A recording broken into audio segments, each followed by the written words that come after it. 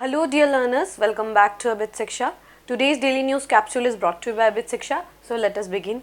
This day marks the beginning of a new week, or all first week of your February is over now, and it's high time for you to start preparing, and not just start preparing but also giving up extra hours, extra time, extra efforts which are needed to clear the examination, because examination won't wait for you, and there are people who are working hard and harder every day to clear the examination. So there is no time right now to to stop your studies, या फिर आप धीरे धीरे prepare करेंगे, ये समय नहीं है, वो समय चला जा चुका है. अब समय है एकदम स्पीड से आपको पढ़ने का, समझने का, जो भी पढ़ा है उसको रिवाइज करने का. ठीक है, तो let us begin. Let's see कि आज के न्यूज़ क्या क्या है. फर्स्ट है, states hold the key new reform says chief economic adviser. तो चीफ इकोनॉमिक एडवाइज़र एक क्या पोस्ट है, वो बहुत ज़्यादा ज़रूरत है, and this is directly related to the economic survey that happens every year. This year economic survey नहीं आया है, इसीलिए maybe there is a chance कि आपको इस जो पोस्ट है उसके ऊपर क्वेश्चन पूछे. Secondly is PM roles out development project worth 11,600 crores इन आसाम. जब उनका, आपको पता है PM मोदी जो है उनका 4th of February था, उनका आसाम में एक विजिट था. वहाँ पे उन्होंने 11,600 crore का जो प्रोजेक्ट्स है उसको ले डाउन किया है, तो उसको जानना है. थर्ड, ये चारों न्यूज़ में अगर आप कोई न्यूज़ जानना चाहे कि बहुत इंपॉर्टेंट है, बहुत ज़्यादा इंपॉर्टेंट है, then that is this news, that is the panchayat earn only 1% of their revenue through taxes. Now this is not just कि आपका वैल्यू एडिशन है, मेंस का एडिशन है, बट ऑल्सो है, वो वैल्यू एडिशन तो है ही, बट आपका प्रीलिम्स के पॉइंट ऑफ व्यू से भी ये टॉपिक एक्सट्रीमली इंपॉर्टेंट है. This is the most important news of today's headlines. ठीक है. Fourth is FAO, that is food and agricultural organization, decides to move international headquarters of small tea holders from China to India. Now this is also very important news. ठीक है, बहुत ज़्यादा important news है. चलिए देखते हैं first news क्या है. States hold the key to new reform says chief economic adviser. I am so sorry, chief economic adviser. ठीक है, चीफ इकोनॉमिक एडवाइज़र कौन है? हमारे करंट जो चीफ इकोनॉमिक एडवाइज़र है इस V अनंत नागेश्वरन. ठीक है, नागेश्वरन, ये आपको नाम याद रखना है. ऐसे फैक्चुअल जो डेटाज है उसको आपको याद रखना है. ठीक है, V अनंत नागेश्वरन जी जो है वो हमारे चीफ इकोनॉमिक एडवाइज़र है. ठीक है, तो चीफ इकोनॉमिक एडवाइज़र का पोस्ट क्या है वो देखते हैं. Chief economic adviser is a post in government of India and is equivalent to the rank of secretary to the government of India. तो सेक्रेटरी जो रैंक है उसके इक्विवेलेंट पोस्ट है आपका chief economic adviser. He is the ex officio cadre controlling authority of Indian economic services. जैसे Indian administrative service है, Indian police service है, Indian forest service है. ठीक है, तो वैसा ही आपको पता है कि एक इंडियन इकोनॉमिक सर्विस भी है. तो पूरा जो कैडर कंट्रोल है इंडियन इकोनॉमिक सर्विस का, वो आपके चीफ इकोनॉमिक एडवाइज़र जो है उसको कैडर को कंट्रोल करते हैं. ठीक है, the chief economic adviser is the head of economic division of the department of economic affairs. ठीक है, वो डिपार्टमेंट ऑफ इकोनॉमिक अफेयर्स के जो है वो चीफ जो हेड है वो चीफ हेड है. ठीक है, चीफ इकोनॉमिक एडवाइज़र जो है वो इकोनॉमिक डिवीजन के डिपार्टमेंट ऑफ इकोनॉमिक अफेयर्स के हेड है, इकोनॉमिक डिवीजन के. ठीक है, under the ministry of finance. ठीक है, तो उनका मेजर वर्क क्या है? एक तो वो उनको एडवाइस करना है. ठीक है, उनको एडवाइस करना है, and to the extent to which the government takes into account the advice of chief economic adviser has generally been considered open ended. ठीक है, तो जो भी एडवाइस वो देते हैं that is open ended, that is not something which is mandatory, but recommendatory in nature है, advisory in nature है. बट ऐसा नहीं है कि governments they tend to ignore his और हर ओपिनियंस, बट क्योंकि वो एक बहुत लर्नड पर्सन है तो government generally accepts the recommendation made by the chief economic adviser, but the main role is to produce the economic survey. अब आपको पता है कि दो इम्पॉर्टेंट ईयर जब शुरू होता है तो दो इम्पॉर्टेंट आपके चीज़ या फिर दो इम्पॉर्टेंट ऐसे डॉक्यूमेंट जो है वो रिलीज़ होता है. सबसे पहले 31 जनवरी को आपका इकोनॉमिक सर्वे रिलीज़ होता है, और 1 फरवरी को आपका बजट रिलीज़ होता है. ये दोनों काफ़ी ज़्यादा इंपॉर्टेंट डॉक्यूमेंट्स हैं. इकोनॉमिक सर्वे क्या है? एक ईयर प्रीसीडेंस, क्योंकि सर्वे किया जा रहा है तो वो क्या किया जा रहा है कि अगर 2024 में अगर कोई इकोनॉमिक सर्वे रिलीज होता है तो वो that is of the previous year, preceding year.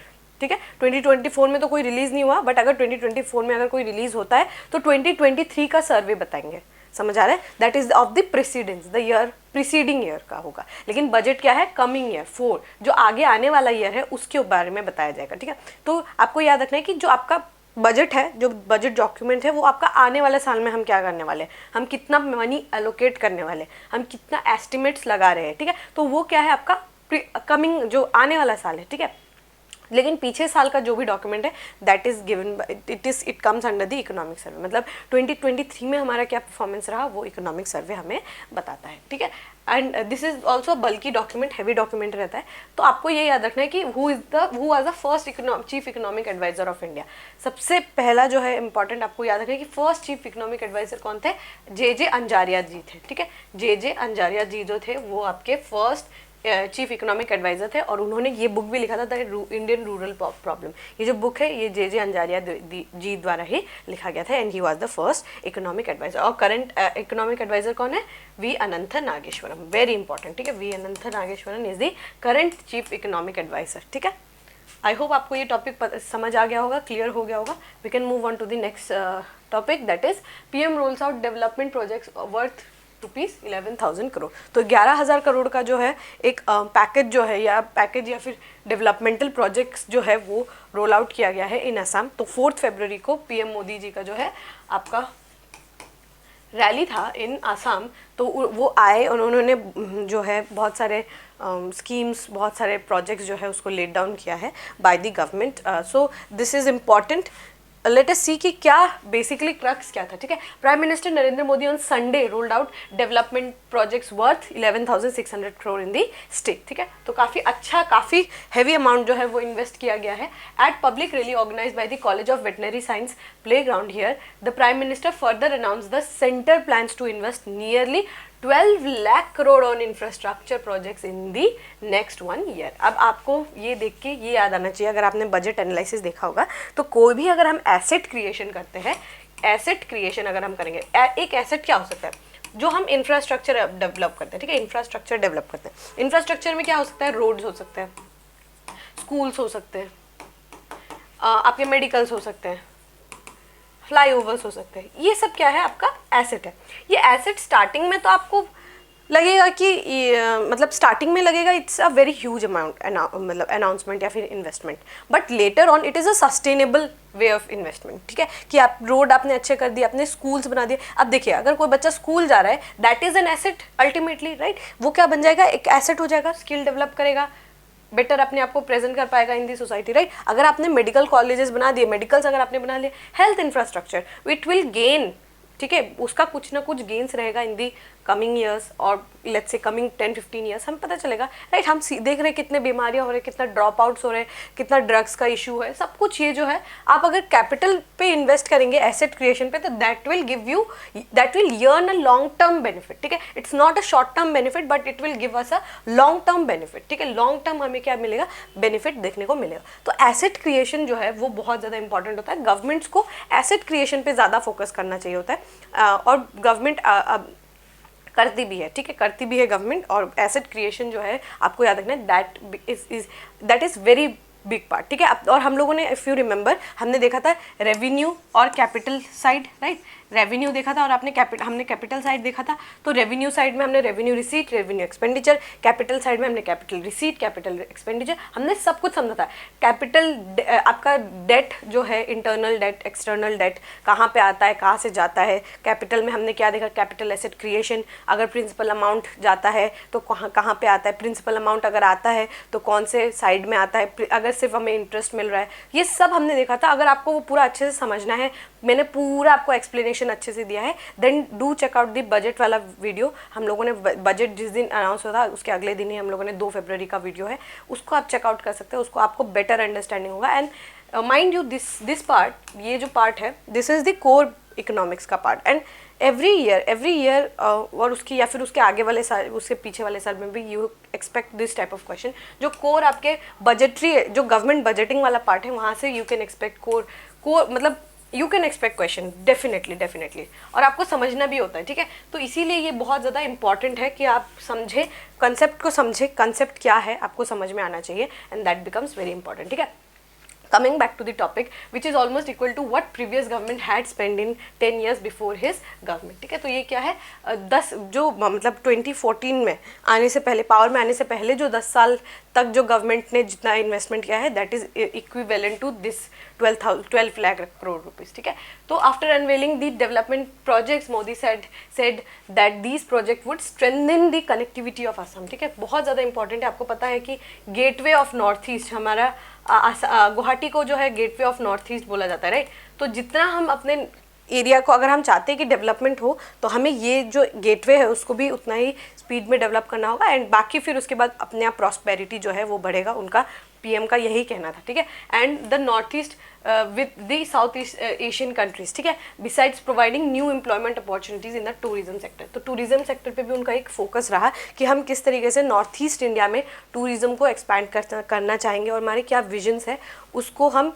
किस तरीके से, how we are going to achieve it, तो वो उन्होंने उसमें बात की. ठीक है, टूरिज्म सेक्टर पे, एंड स्पेशली उनका फोकस जो था वो सस्टेनेबल टूरिज्म पे था. ठीक है, सस्टेनेबल तरीके से जो है टूरिज्म पे उनका ज़्यादा फोकस था. ठीक है, द प्रोजेक्ट्स अनवेल्ड इंक्लूडिंग माँ कामाख्या दिव्यालोक परियोजना. ठीक है, ये एक इंपॉर्टेंट जो है एक प्रोग्राम जो है प्रोजेक्ट के रूप में लाया गया. The 6 lane road from new airport terminal in Guwahati, the upgrading of Nehru stadium. ठीक है, एक तो 6 लेन रोड बनाना, नेहरू स्टेडियम को अपग्रेड करना to FIFA standard and a new sport complex in Chandrapur. ठीक है, तो ये सारे जो है उन्होंने अनाउंसमेंट किए. Modi also launch the second edition of अकोम माला रोड्स. ठीक है, under which 43 new roads including 38 concrete bridges would be updated and constructed. तो ये सारे जो है वो पैकेज में ये अनाउंसमेंट जो है वो किया गया था. इतने सारे जो है बजटरी एलोकेशन या फिर अनाउंसमेंट जो है वो किया गया था. ठीक है, वेरी इंपॉर्टेंट न्यूज़, अभी रिसेंट न्यूज़ है, that becomes very very very important. ठीक है,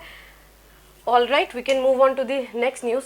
मैंने बोला कि अगर इन पूरे चारों हेडलाइन में अगर कोई एक सबसे ज़्यादा इंपॉर्टेंट टॉपिक है, then this is the most important topic. ठीक है, they panchayat earn only 1% of the revenue through taxes. तो 73rd and 74th amendment act जो था हमारा, उसने क्या क्या डेमोक्रेटिक डिसेंट्रलाइजेशन का बात किया.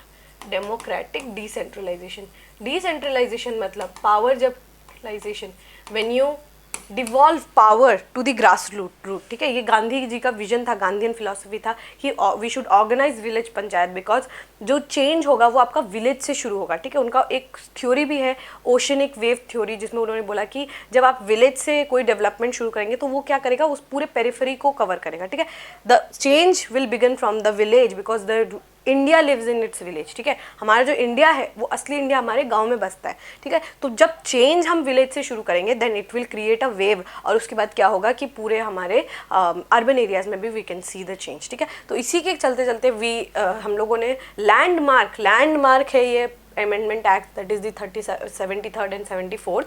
तो 73rd में हमने क्या किया, हमने क्रिएशन किया पंचायती राज इंस्टीट्यूशन का, और इस 74th में हमने अर्बन लोकल गवर्नमेंट का जो है फॉर्मेशन किया. डेमोक्रेटिक डिसेंट्रलाइजेशन तो हमने कर दिया, but ultimately what comes down is to the economic part, कि हम पैसा कहाँ से कलेक्ट करेंगे. हम बेसिकली अगर आपको डेवलपमेंट करना है then there is only one thing, that is money, right.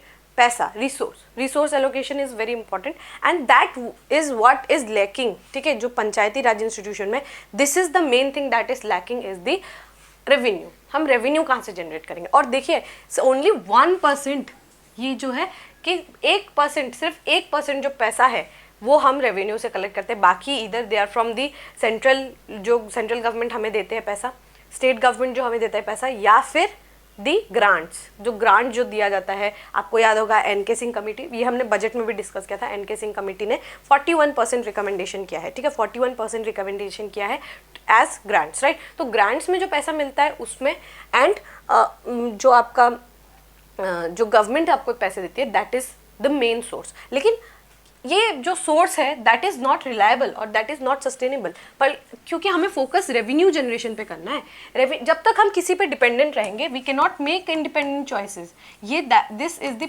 Major thing. ठीक है, जब तक हम किसी पे डिपेंडेंट रहेंगे we can not make independent decision, और जब इंडिपेंडेंट डिसीजन नहीं लेंगे तो ये डेमोक्रेटिक डिसेंट्रलाइजेशन का जो बात है that itself becomes a void thing. ठीक है, एक void thing बन जाता है. तो उस पर हमें फोकस करना है कि how we are going to increase the revenue. ठीक है, रेवेन्यू जो है वो एक बहुत इंपॉर्टेंट सोर्स बन जाता है. Only 1% of the revenue of panchayat was earned by them. सिर्फ 1%, सिर्फ 1%, बहुत मियर है, ठीक है, this is very very less, ठीक है, with the rest being raised from the grants, the state and the centre show data. तो डेटा के अनुसार क्या दिखता है कि सिर्फ 1% जो है that is earn from the revenue collection, बाकी जो है ग्रांट्स के रूप में जो पैसा आया उससे किया उन्होंने काम, ठीक है। Specifically 80% of the revenue was from central government grants, only 15% was from the state government, ठीक है।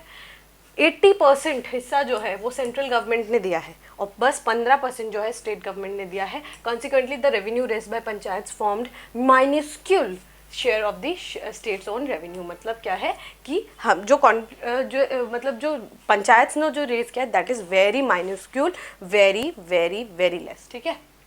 Panchayat act on 3 levels, 3 level है, ये तो आपको पता होगा, ग्राम सभा, पंचायत समिति एंड जिला परिषद।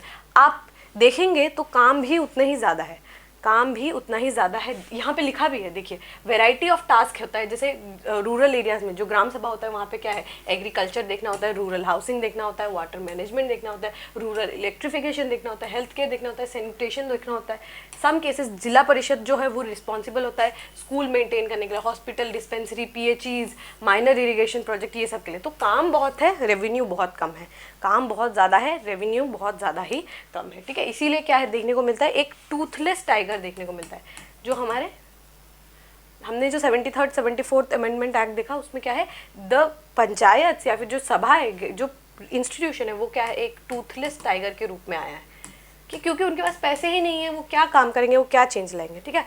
उसके बाद क्या लिखा है, however due to dependence on the centre and the states their funds most panchayat suffer from interference from the top 2 tiers of the system. See, तो इसकी वजह से क्या है कि इंटरफेरेंस बहुत ज़्यादा है। अब इमेजिन करिए कि कोई स्टेट है जहाँ पे गवर्नमेंट में जो गवर्नमेंट है वो दूसरे सरकार की है, स्टेट गवर्नमेंट दूसरे सरकार की। अब वो पंचायत जो उस स्टेट में रहता है, जो वो इंस्टीट्यूशन है जो वो स्टेट में रहता है, उस पर वो किसका सुनेगा, वो क्योंकि आइडियोलॉजीज डिफरेंट है, राइट। सेंटर का आइडियोलॉजी डिफरेंट हो सकता है, स्टेट का आइडियोलॉजी डिफरेंस हो सकता है। तो वो दोनों जो प्रेशर हैंडलिंग है दैट बिकम्स वेरी डिफिकल्ट, ठीक है। और पैसा भी उसमें कम आना, ठीक है। According to the news reports in August last year several panchayat heads protested in Chennai asking for independence of Panchayati Raj, ठीक है। A news report from Telangana Rashtriya stated that failure of state government in releasing of fund on time forced sarpanches to use their private fund। तो पैसे भी release होने में delay बहुत ज़्यादा होता है, उसकी वजह से क्या है, सरपंचों को तो खुद का ही प्राइवेट फंड यूज़ करना पड़ता है। The standing committee on rural development and Panchayati Raj said that March last year that 19 out of 34 state union territories did not receive any fund under राष्ट्रीय ग्राम स्वराज अभियान। बहुत बहुत बहुत ज़्यादा इंपॉर्टेंट बात है, ये बहुत इंपॉर्टेंट बात है, इसको ध्यान से देखिए। 19 out of 34 state union territories did not received under any funds, कोई भी फंड उनको नहीं मिला अंडर दी राष्ट्रीय ग्राम स्वराज अभियान। राष्ट्रीय ग्राम स्वराज अभियान स्कीम के अंतर्गत उनको कोई भी फंड जो है वो नहीं मिला गया, ठीक है। That is very very much disappointing. The programme was started for building capacity and training elected representative. आप कैपेसिटी ही नहीं बिल्ड कर पाएंगे, आप ट्रेनिंग ही नहीं दिला पाएंगे, तो वो किस तरीके से, how they are going to perform, ठीक है। That becomes a very big question, ठीक है। The recently release report of RBI ने जो है रिलीज रिपोर्ट जो है रिलीज किया, उसमें क्या देखने को मिला है कि सिर्फ 1%, ठीक है, 35,000 करोड़ रेवेन्यू था, ठीक है। पंचायत को जो है 35,000 करोड़ जो है रेवेन्यू जो है वो दिया गया, वो बांटा गया, उसमें सिर्फ 737 करोड़ जो है उन्होंने खुद के टैक्स रेवेन्यू से अर्न किया। लेट अस सी, ये देख सकते हैं आप, ये जो है ये वाला जो आप दिस चार्ट, ये चार्ट क्या दिखाता है कि खुद का जो टैक्स है that is very less, own non tax revenue this is also very less, but देखिए ग्रांट्स फ्रॉम सेंट्रल गवर्नमेंट और grants from state government it's very very high, ठीक है। तो ये दिखाता है कि जो खुद का जो अर्निंग है वो उनका बहुत ज़्यादा कम है, लेकिन उनका dependence on central government and state government is very high, ठीक है। Then it becomes a point of concern also, ठीक है। सो ये बहुत इंपॉर्टेंट आर्टिकल है जिसको आपको कवर करना है, एंड ये फैक्ट्स जो है आपके लिए बहुत ज़्यादा इंपॉर्टेंट है, ठीक है। फैक्ट्स बहुत ज़्यादा इंपॉर्टेंट है, और साथ ही आप इसके साथ क्या करेंगे, अभी पंचायती जो राज इंस्टीट्यूशन है वो आप अपने रेफरेंस बुक से पढ़ेंगे, आपके स्टैंडर्ड बुक से आप अभी पढ़ेंगे, ठीक है। All right, we can move on to the last news. The last news is FAO decides to move international headquarters of small tea holders from China to India, ठीक है। तो ये हमारे लिए काफ़ी इंपॉर्टेंट ये भी न्यूज़ है, ठीक है, बहुत इंपॉर्टेंट न्यूज़ है। FAO क्या है? Food and agricultural organisation, UN का एक बॉडी है, फूड एंड एग्रीकल्चरल ऑर्गेनाइजेशन। जितना भी फूड और एग्रीकल्चर के जितने भी न्यूज़ है, जैसे श्री अन्ना या फिर इंटरनेशनल ईयर ऑफ मिलेट्स, ये सब कौन डिसाइड करता है? Food and agricultural organisation. तो उन्होंने क्या बोला कि अभी रिसेंटली जो मीटिंग हुआ था, कुछ दिनों पहले ही जो है मीटिंग जो है वो कंक्लूड हुआ था। So the inter governmental group of tea of the food and agricultural organisation FAO, ठीक है, of the united nation has decided to move the headquarters of confederation of international small tea holder CITS, ठीक है, ये जो इसका headquarter है, इसको India, China से इंडिया पे ले आया गया, ठीक है। The decision was taken at the 25th session of the group, ठीक है। तो इस बार जो है मीटिंग हुआ था इन गुवाहाटी, तो वहाँ पे ये डिसीजन जो है ये लिया गया था कि उसका जो हेडक्वार्टर है उसको सिट्स को जो है चाइना से इंडिया पे लेकर आ जाएंगे, ठीक है। The group took decision as both the government of India and Assam have significantly invested development of small holders and the dedicated research and development center which was set up at TRA Toklai, ठीक है।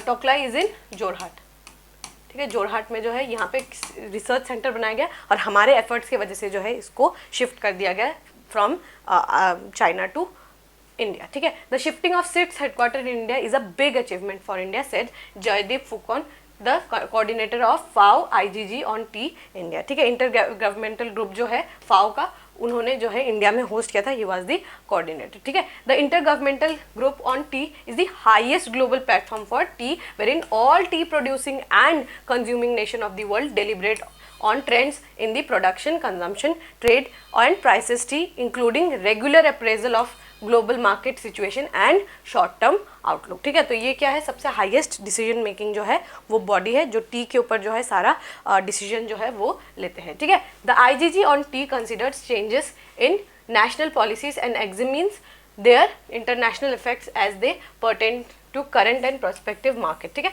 तो basically वो सारा जो decision लेना होता है कि what is going to be the price and everything, they it is decided by the IGG, that is intergovernmental group, ठीक है। तो आपको ये याद रखना है कि चाइना से जो है इंडिया में अब कैपिटल शिफ्ट कर दिया गया है। This is a direct question, ठीक है, it is a direct question for, ठीक है। और आपको ये भी याद रखना है कि ये रिसर्च एसोसिएशन है, फिर रिसर्च ऑर्गेनाइजेशन कहाँ पे बनाया गया है? TRA टोकलाई में, ठीक है, टोकलाई। बहुत इंपॉर्टेंट, बहुत ज़्यादा इंपॉर्टेंट न्यूज़ है, ठीक है, वेरी इंपॉर्टेंट। ऑल राइट, यहाँ पे एक इंपॉर्टेंट बात है कि India took over as the chair of IGG on tea from UK, united kingdom से, फॉर नेक्स्ट 2 years। अब नेक्स्ट 2 years के लिए India would be the chair, ठीक है, India would be the chair. हम लोगों ने उनसे चेयर जो, अब हम 2 साल के लिए we are the chair for the tea जो सिट्स है उसका, वी आर दी दो inter, not CITS but the inter governmental panel है IGG, उसके हम अब चेयर है, ठीक है। हम लोगों ने किससे लिया? फ्रॉम द यूनाइटेड किंगडम, ठीक है। This is very important. All right, I hope आपको समझ आया होगा। And with this we have come to the end of today's daily news discussion. अगर आपको अच्छा लगे, अगर आपको समझ आया, then do let us know in the comment section. Thank you for watching this daily news capsule. We will meet in the next session. Till then, take care and thank you.